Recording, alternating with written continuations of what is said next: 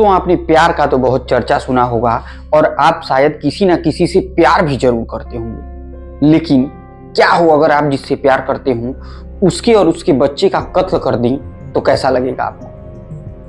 पूरे भारत की सबसे दर्दनाक कहानी आज मैं आपको सुनाऊंगा, जिसमें बिना शादी के ही प्रेमिका को उसने प्रेग्नेंट किया और तो और वो भारतीय सेना में भी तैनात था। उसके बाद उसने उन दोनों की बेरहमी से ऐसा कत्ल किया कि यकीन मानिए जिससे पूरा भारत कांप उठा। क्योंकि उस समय यानी जिस समय में ये पूरी कहानी शुरू होती है उस समय का ये शायद पहला ऐसा केस रहा होगा। अब तो ये आम बात हो चुका है कि इस तरीके के केसेस तमाम बार सामने देखे जाते हैं। अब तो माएँ ऐसी हो चुकी हैं जो अपने प्यार के लिए अपने ही बच्चे का गला घोट देती है, जिसमें हर वो हद पार की जाती है उस लड़की के साथ संबंध बनाने के लिए जिसके बारे में उस लड़की ने भी नहीं सोचा था, और उसके बाद उसे किस कदर मार दिया जाता है, यकीन मानिए रूह कबा देगी आज की कहानी। तो दोस्तों, कहानी में अंत तक जरूर बने रहिएगा, क्योंकि आपके इस कहानियों को सुनने से ही हमें प्रेरणा मिलती है और अगर आप लोग ऐसे ही प्रोत्साहन करेंगे तो हम देश से लेकर विदेश तक की एक से एक कहानी आपको सुनाएंगे, शायद जिससे सुनकर आपके जीवन में कुछ न कुछ अच्छा ही सीख मिलेगा। तो देर ना करते हुए दोस्तों, आज के जुर्म की वर्चस्व की हम कहानी शुरू करें उससे पहले एक छोटा सा निवेदन। अगर आप चैनल पर नए हैं तो कृपया चैनल को सब्सक्राइब, वीडियो को लाइक और वीडियो को ज्यादा से ज्यादा शेयर कीजिएगा।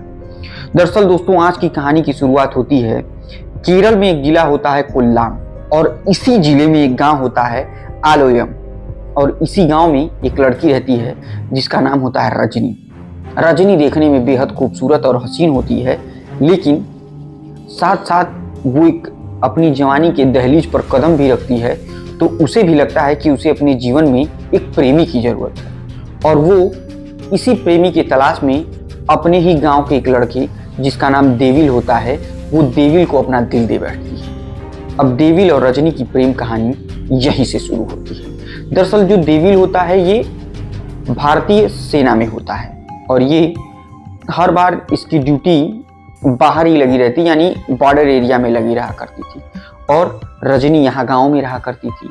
फिर दोनों के बीच में प्रेम संबंध जब वो छुट्टी पर आता तो कुछ इस कदर प्रगाढ़ होता चला गया कि अब दोनों ये भूल चुके होते हैं कि दोनों एक ही गांव के हैं, और दोनों को एक दूसरे के साथ क्या करना है क्या नहीं करना है इन सब चीज़ों से उन लोगों को कोई फर्क नहीं पड़ता।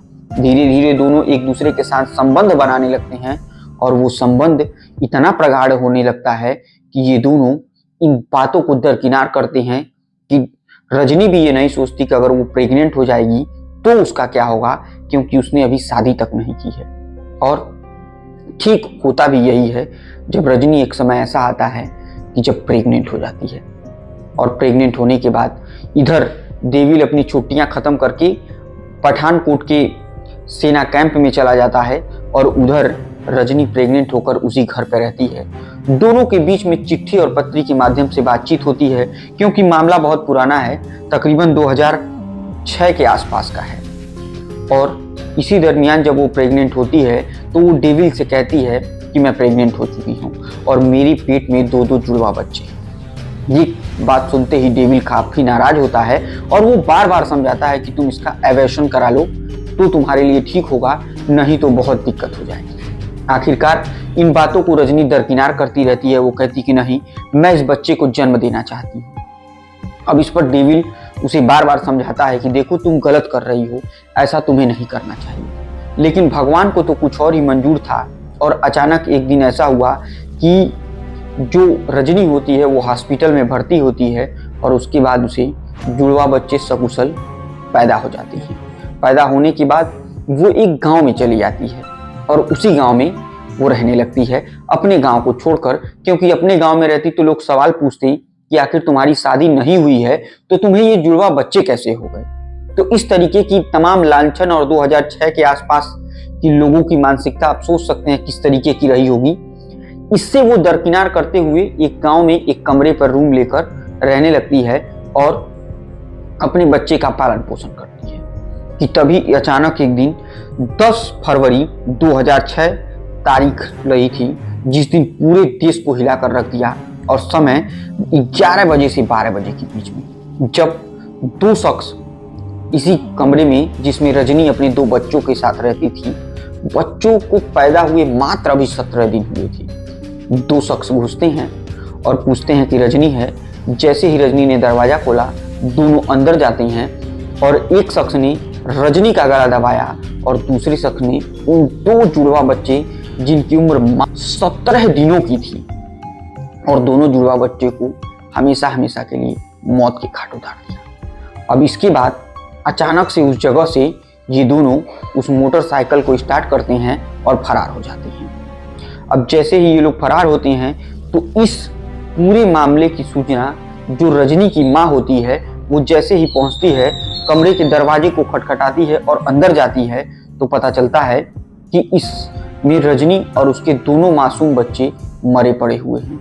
ये देखने के बाद वो बिल्कुल हैरान और परेशान हो जाती है और तत्काल से इस पूरे मामले की सूचना केरल पुलिस को देती है। तुरंत आनन फानन में केरल पुलिस उस जगह पर पहुंचती भी है और इस पूरे मामले की जांच पड़ताल भी शुरू करती है, जिसमें दो सैनिकों के नाम सामने आते हैं। अब पुलिस के लिए ये बहुत बड़ा टास्क था कि किसी सैनिक के खिलाफ बिना किसी सबूत के एफआईआर दर्ज करना और उसकी जांच पड़ताल करना, ये बहुत टफ काम हो जाता है। आखिरकार पुलिस वालों ने हिम्मत दिखाई और पंजाब के पठानकोट आर्मी कैंप तक पहुंचे इस एफआईआर को दर्ज करने के बाद, और वहां जांच पड़ताल शुरू की। लेकिन जब तक पुलिस वहां पहुंचे, उससे पहले उन जगहों से ये दोनों निकल चुके होते हैं, जो दो सैनिक होते हैं। अब पुलिस ये सोच में पड़ी रहती कि आखिर ये कौन ऐसा शख्स है और क्यों इस मासूम 17 महीने के दोनों बच्चों को मारा, और क्या वजह हो सकती है जिसकी वजह से उसे मौत के घाट उतार दिया गया। जब इस मामले को पुलिस नहीं सुलझा पाती है तो इस पूरे मामले को सीबीआई को दे देती है। सीबीआई भी इसे जांच करती है। धीरे धीरे समय बीतता जाता है और समय तकरीबन 19 सालों का बीत जाता है। बावजूद इसके इस पूरे केस में कहीं कुछ हला भला नहीं हो पाता है। ये पता ही नहीं चल पाता है कि आखिर इस पूरे केस में किसने मर्डर किया और क्यों किया और वो कौन थे। इधर पुलिस डेविल से भी संपर्क करने की कोशिश करती है, लेकिन उसका भी कोई संपर्क नहीं हो पाता है। तब पुलिस जांच पड़ताल में उस हॉस्पिटल में पहुंचती है जिस हॉस्पिटल में इन दोनों बच्चों को रजनी ने जन्म दिया था। पुलिस पहुंचती है कि जनवरी 2006 में जब रजनी ने तिरुवनंतपुरम के एक अस्पताल में जुड़वा बेटियों को जन्म दिया था, तो उस वक्त क्या हुआ था। तब वहां के स्टाफ ने बताया कि जैसे ही उसने जन्म दिया तो रजनी की माँ और एक राजेश नाम का शख्स आता है। उस समय बताया जाता है कि अगर तुम्हें खून की जरूरत पड़ेगी तो जो राजेश नाम का शख्स है ये तुम्हें खून देगा और ये तुम्हें सेफ जगह पर, यानी किराए के एक रूम में पहुंचा देगा जहां तुम अच्छे से रहो और वहां तुम्हें कोई किसी प्रकार की दिक्कत नहीं होगी। और इसी पूरी मामले को जब वहां से पुलिस समझती है तो अब पुलिस राजेश नाम के व्यक्ति को खोजना शुरू करती है कि आखिर जो उसकी माँ के साथ आया था, ये राजेश नाम का व्यक्ति आखिर है कौन। अब उसकी माँ से मिला जाता है तो राजेश का तो कोई नहीं पता चल पाता है, लेकिन उस शख्स का जो नाम सामने निकल कर आता है उसका नाम अनिल होता है। और अनिल अपने दोस्त के कहने पर, यानी डेविल के कहने पर उस हॉस्पिटल में जाता है। तो उसकी प्रेमिका के जहां बच्चे पैदा होने वाले थे उस हॉस्पिटल में जाता है, उसकी जांच पड़ताल शुरू करता है और अजनबी जगह रहने की बात का सुझाव जो होती है वो रजनी की माँ ही उसे देती है। उसकी माँ रजनी को समझाते हुए कहती है कि देखो, पड़ोसी और आसपास के लोग जब जानेंगे कि तुम बिना शादी के ही माँ बन गई हो तो मेरा मुंह दिखाना पूरे समाज में बहुत बुरा हो जाएगा और मेरी पूरी इज्जत चली जाएगी। इसकी वजह से तुम्हें किसी और गांव में कमरे लेकर रहना पड़ेगा। लेकिन उस दरमियान जो चौंकाने वाली एक घटना सामने आया, वो घटना ये था, वो ये होती है कि रजनी बार बार महिला आयोग में एक अपील करती है मेरे दोनों जुड़वा बच्चों का डीएनए टेस्ट कराया जाए और डीएनए टेस्ट सैंपल जो है डेविल से मैच कराया जाए। इस पर महिला आयोग ने आदेश भी दे दिया था, लेकिन इसी बात को लेकर डेविल इतना नाराज होता है कि उस दिन कैंप से छुट्टी लेकर केरल के उस गांव पहुंचता है और खुद डेविल ने ही अपनी प्रेमिका यानी रजनी का हत्या किया और जो साथ में राजेश नाम का व्यक्ति था उसने उन दोनों 17 दिन के मासूम बच्चे का हत्या किया। लेकिन उससे भी चौंकाने वाली खबर ये है दोस्तों कि अब एक जमाना आया है जिसे हम कह सकते हैं एआई फीचर। इसी एआई फीचर की मदद से राजेश का एक चित्र तैयार किया जाता है, एक फोटो तैयार किया जाता है और उसे फिर सर्च किया जाता है। और इस पूरी सर्च अभियान के दौरान आर्टिफिशियल इंटेलिजेंट यानी एआई की मदद से जब पूरे मामले की जांच पड़ताल शुरू होती है तो इस व्यक्ति का जो फोटो होता है वो एक व्यक्ति से मैच करता है जो पुडुचेरी में रहता था। और पुडुचेरी के उस व्यक्ति से जब ये फोटो मैच किया जाता है तो तकरीबन 90% तक उस फोटो से उस व्यक्ति का पता चलता है। लेकिन उससे भी चौंकाने वाली बात यह है कि दोस्तों जिस पूरे मामले को सीबीआई जैसी संस्था ने सॉल्व नहीं कर पाया उसे एआई इंटेलिजेंस की मदद से 4 जनवरी 2025 को इसको राजेश नाम के व्यक्ति को गिरफ्तार कर दिया जाता है।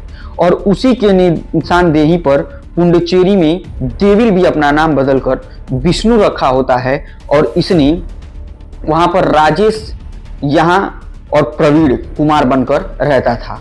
और तो और दोस्तों उसने यहाँ पर इंटीरियर डिजाइनर का काम करता था, बड़े बड़े घरों में इंटीरियर बनाया करता था। और इसी के साथ उसने 2 शिक्षिकाओं से शादी भी कर रखी थी। और तो और दोस्तों उसने इस पूरे घटनाक्रम के बारे में इस तरीके से पुलिस वालों के सामने पेश हुआ जैसे उसे कुछ पता ही ना हो। लेकिन दोस्तों वो कहते हैं ना कि गुनाह गुनाह होता है और उसकी सजा जरूर मिलती है। तो इस तरीके से दोस्तों 4 जनवरी 2025 यानी इसी पिछले दिनों में इन दोनों शख्सों को गिरफ्तार किया जाता है और गिरफ्तार करने के बाद जेल भेज दिया जाता है। और इस तरीके से उस प्रेमिका और उसके बेटे यानी तकरीबन 20 सालों के बाद उन 2 मासूमों और उसकी माँ की आत्मा को किसी तरीके से शांति मिली होगी, क्योंकि ये दोनों कातिल अब गिरफ्तार हो चुके हैं। तो ये थी दोस्तों आज के जुर्म के वर्चस्व की कहानी। उम्मीद करते हैं ये कहानी आपको बहुत पसंद आई होगी। पसंद आई तो कृपया चैनल को सब्सक्राइब, वीडियो को लाइक और वीडियो को ज़्यादा से ज़्यादा शेयर कीजिए। तब तक के लिए मुझे दीजिए इजाज़त। जय हिंद, जय भारत।